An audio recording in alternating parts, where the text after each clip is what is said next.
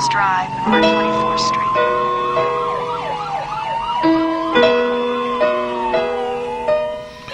Hello and welcome to another episode of the CopShop with FPD. I'm your host, Chief Steve Hebbe, and with me as always... Hi. the very vocal and clearly prepared. Yeah, totally on Nicole Brown.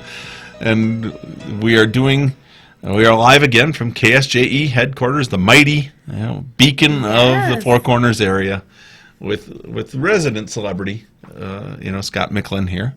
We love it. But we have another guest as well. We do. Tell me a little about him. Captain Taft Tracy, the one and only with us today. Yeah. I'm here. Thanks for having me. Everybody might not know you by Taft. Do you have another? Is there another name? I don't know. Chief. Okay. All right. We'll move on from that. Why do you try to hit the hot buttons with me? This is live radio, son. I mean, we are on the cutting edge here. Well, I appreciate you remembering my first name. And we'll just keep that between us. We're all about inclusiveness here. Yes, it is. So Taft has been with the department for 15 minutes, or 15, maybe 21 years. Yeah, 21 years. Time flies when you're having fun. It's been an excellent 21 years. It has gone by fast, really fast. And so we're going to talk with Taft some about his career a little bit and some of the things that he's responsible for right now, and he has a plethora of responsibilities. He's over our patrol division, first and foremost, all three shifts that the PD runs, and he's also over our special operations units, and that includes bombs, SWAT, negotiator, and K9. Yes. All the really fun, cool stuff. All really fun, cool stuff. All fun, cool things that I get to watch happen. Now we're in administration and we don't really play. But I get to watch. It's cool. What we watch. Yeah. They do some really cool stuff. Then that goes to my saying, we're just like managers of a baseball team. We wear the same uniform, but we don't play in the game. Right. So, right. But first, we're going to catch up and have folks get ready for a few events that we've got coming up. Nicole. Yeah, we have first is our high dive challenge with the law enforcement torch run. So that will be this Saturday at the Aquatic Center. I think we start at 8 a.m. and it should be a super good time. We're raising funds. Every donation dollar that you put in goes back into Special Olympics of New Mexico. That goes back to our local athletes and then, of course, to statewide athletes. So it's super great. And so this is our replacement event for, which actually took me some time to get used to, for the polar plunge. So we used to do polar plunge. We even did polar plunge in Alaska, so I was a little... that probably was more of a polar plunge than the polar plunge here. Yes. And so when we thought it was too cold here to do it and we moved to the high dive challenge, it took me a little bit to get used to it. But actually last year was our first time doing it, and it's all indoors, so however cold, and I think we've got our wintry weather still in the area. However cold it is outside, come on in. It's at the Aquatic Center. It'll be warm.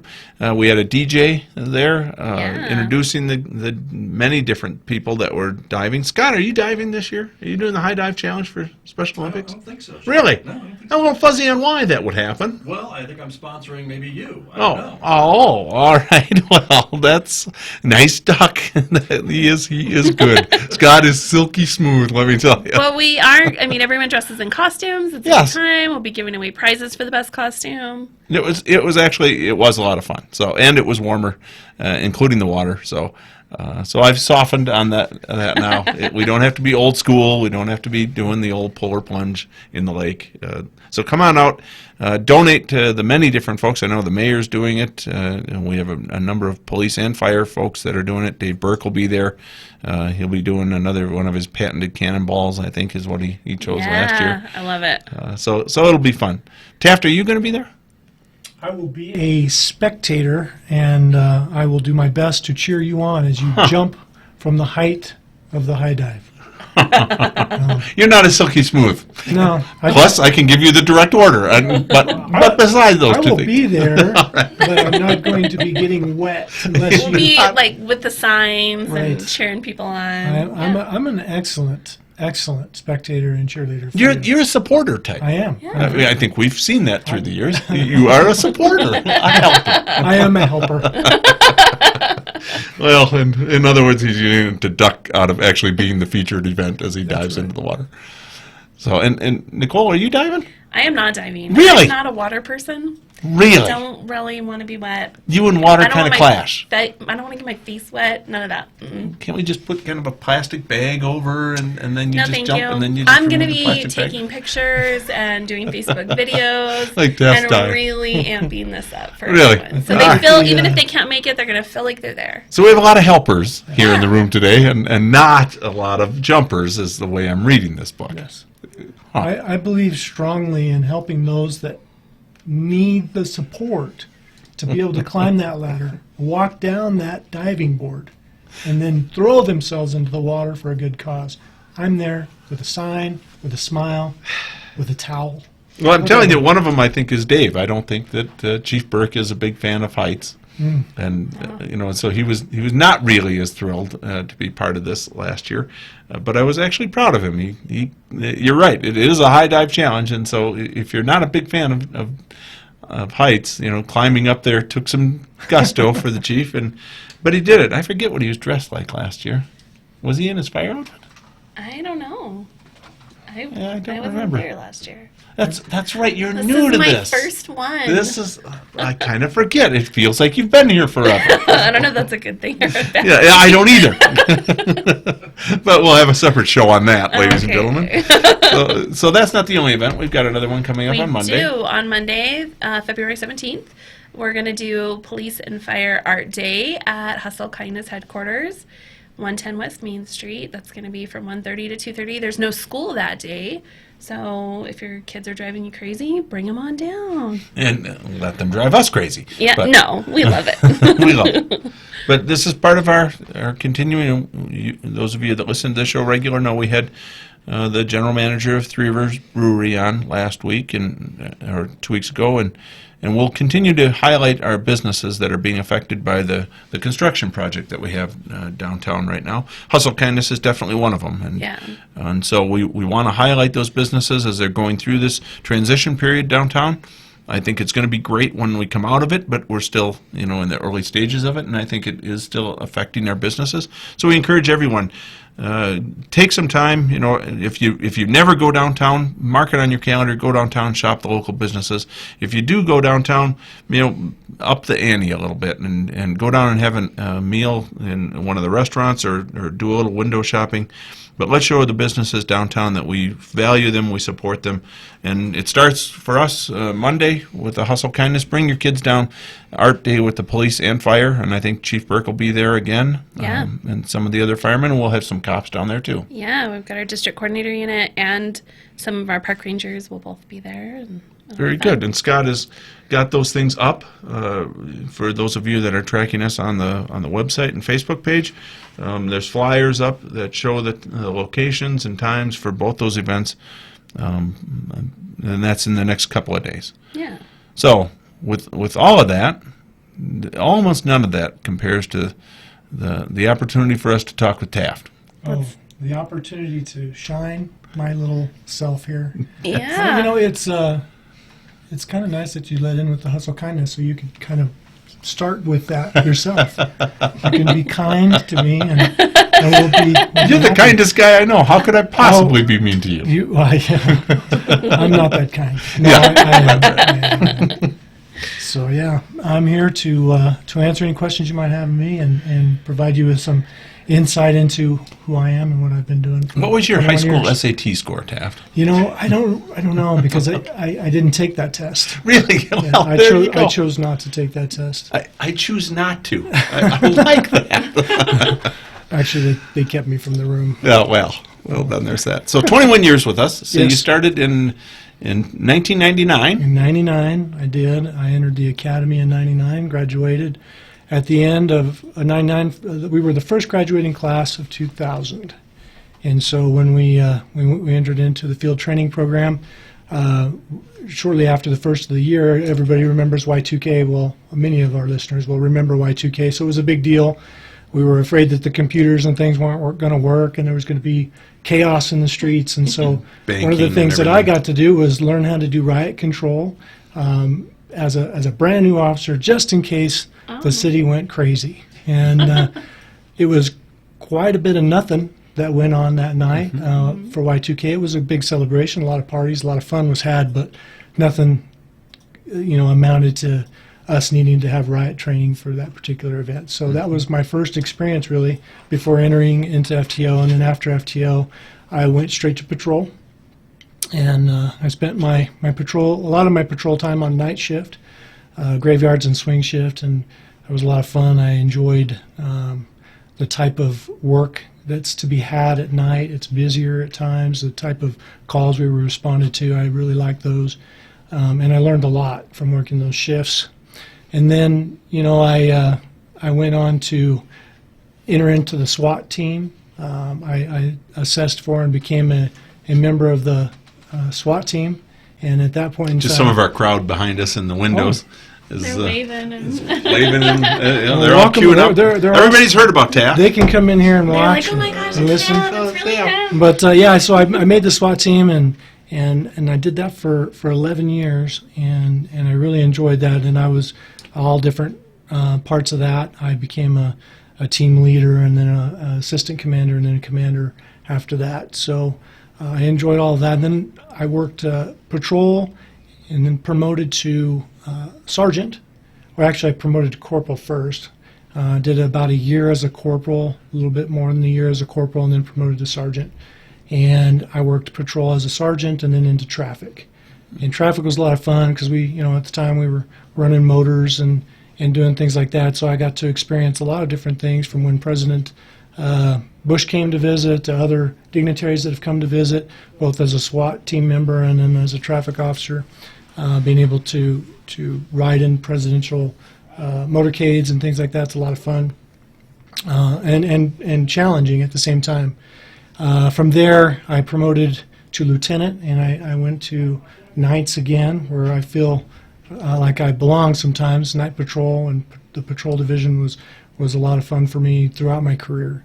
And I learned a lot from the people that had gone before me, and I tried to expand on what they taught me as a lieutenant as to what I would have wanted as a sergeant and a patrol officer.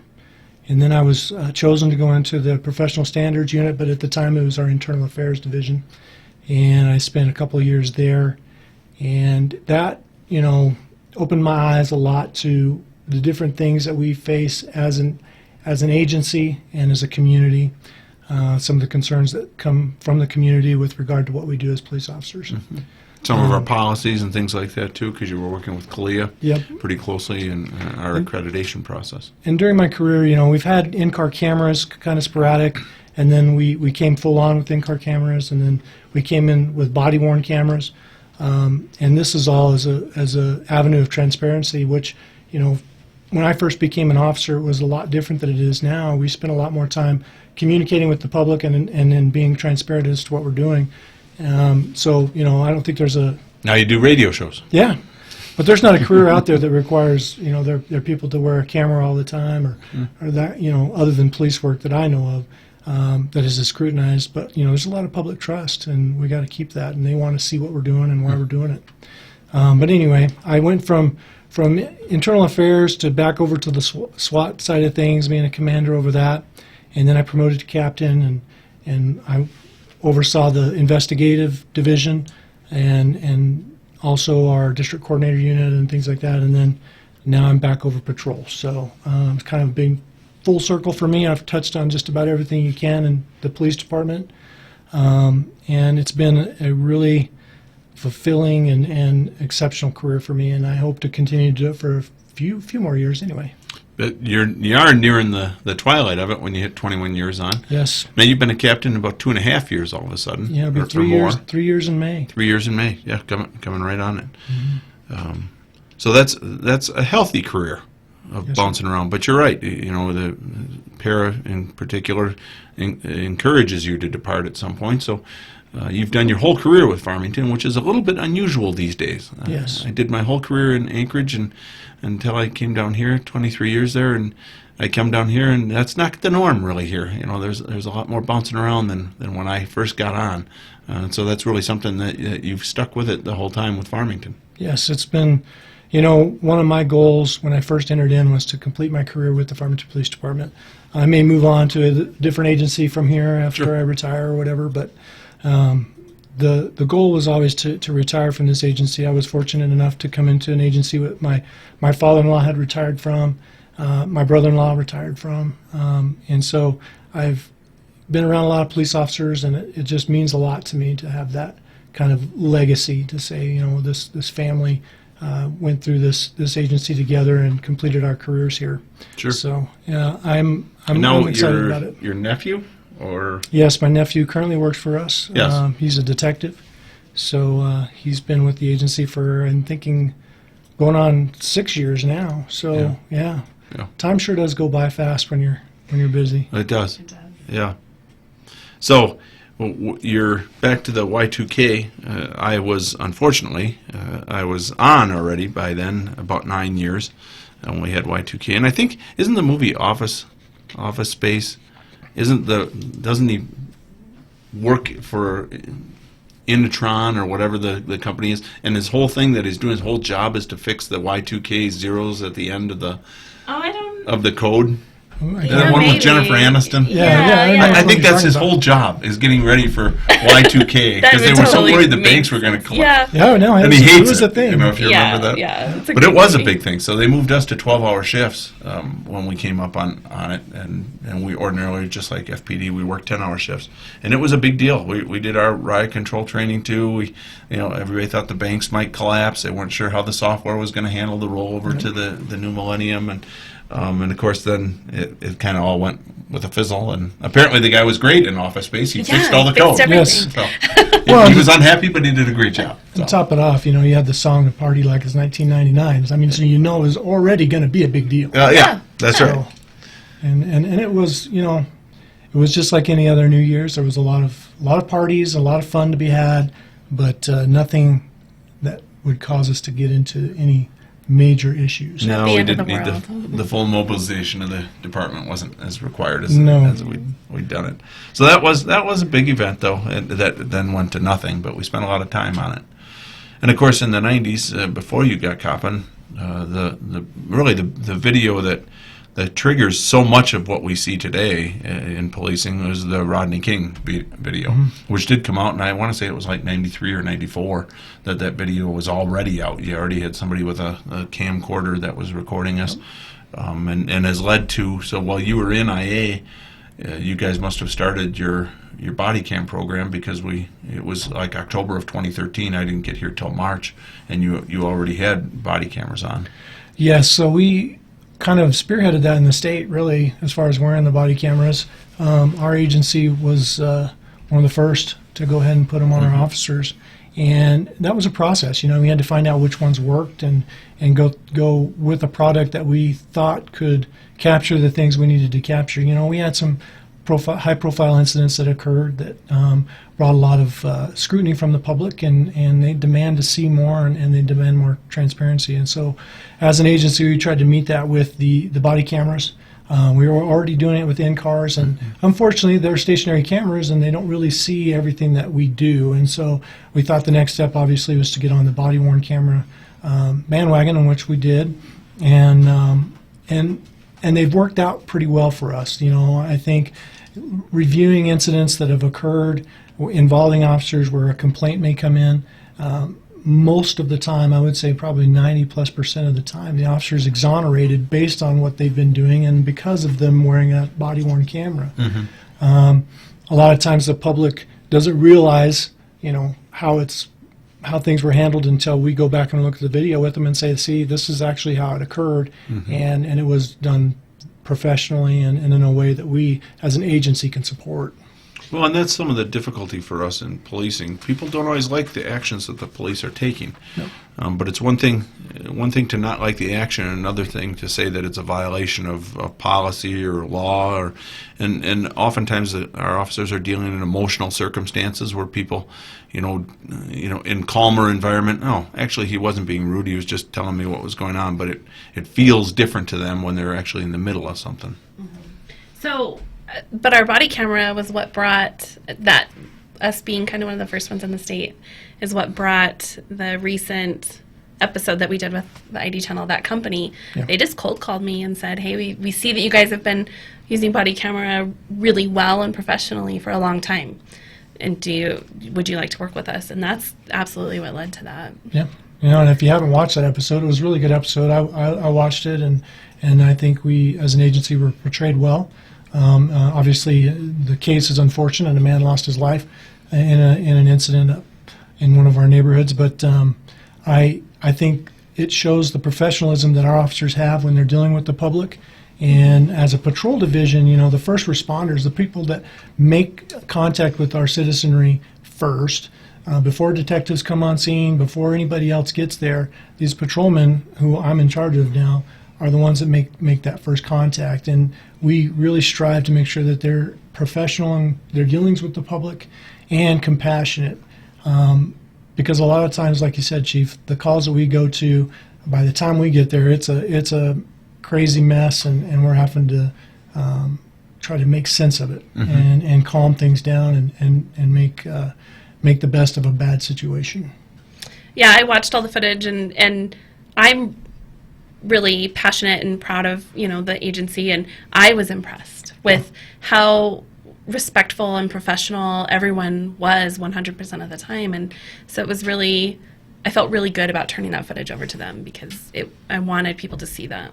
And unfortunately, where we are as a country, but just, I think probably not just in America, just where we are as a civilization with social media, all those good times of which we have literally thousands and thousands of hours of our officers going out and doing a good job, that's just routine. Well, they should do a good job. They're paid to do a good job.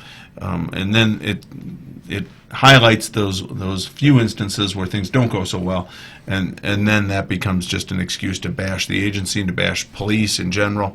And so even we didn't touch on it, but certainly a nightmare for you as a captain and for me as a chief would be one of our officers being shot, and unfortunately New York just saw that happen twice here over the weekend.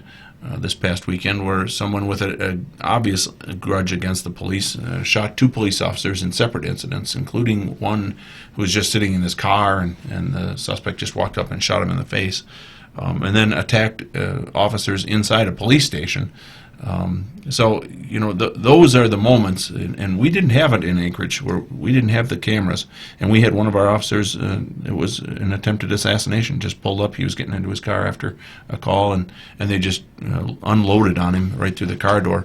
He was badly injured. He did survive somehow, but we never caught the suspect. There was no camera footage. They just showed up and rolled through and fired him up. And those are really the nightmare scenarios for us.